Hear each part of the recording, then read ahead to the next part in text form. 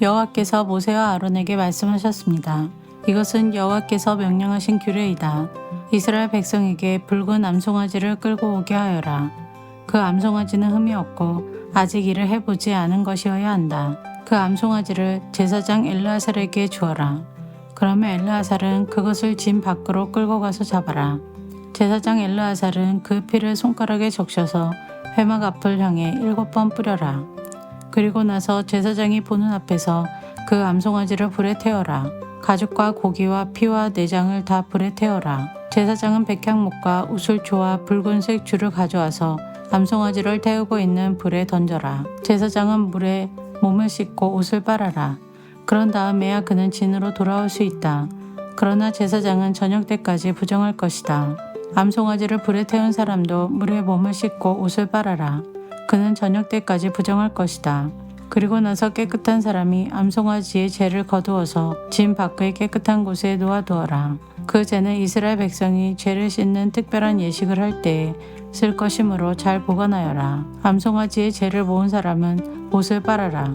그러나 그는 저녁 때까지 부정할 것이다. 이것은 이스라엘 백성이나 그들과 함께 사는 외국인이 지켜야 할 영원한 규례이다. 누구든지 시체에 닿은 사람은 7일 동안 부정할 것이다. 그는 이 암송아지의 죄를 탄 물로 몸을 씻어라. 그는 3일째 되는 날과 7일째 되는 날에 그 물로 몸을 씻어라. 만약 3일째 되는 날과 7일째 되는 날에 그 물로 몸을 씻지 않으면 그는 깨끗해질 수 없을 것이다. 누구든지 시체에 닿는 사람은 부정하니 그가 부정한 채로 여호와의 성막에 가면 그 장막도 부정해질 것이다. 그러므로 그런 사람은 이스라엘 중에서 끊어질 것이다. 깨끗하게 하는 물을 그 사람에게 뿌리지 않으면 그 사람은 여전히 부정할 것이다.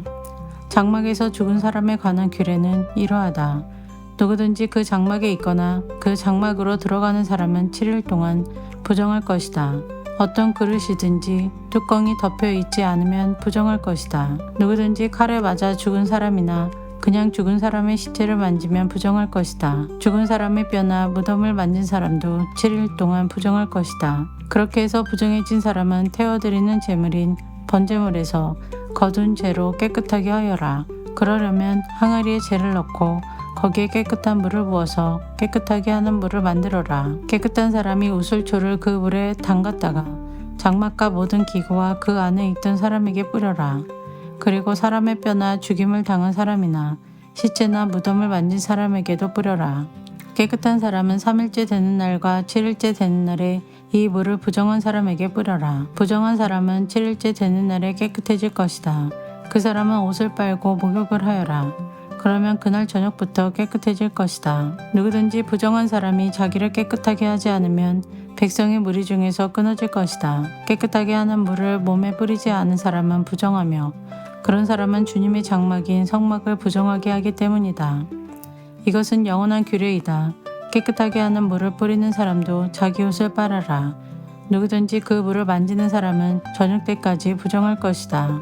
무엇이든 부정한 사람이 만진 것은 부정하며 누구든지 그 부정한 것을 만진 사람도 저녁 때까지 부정할 것이다.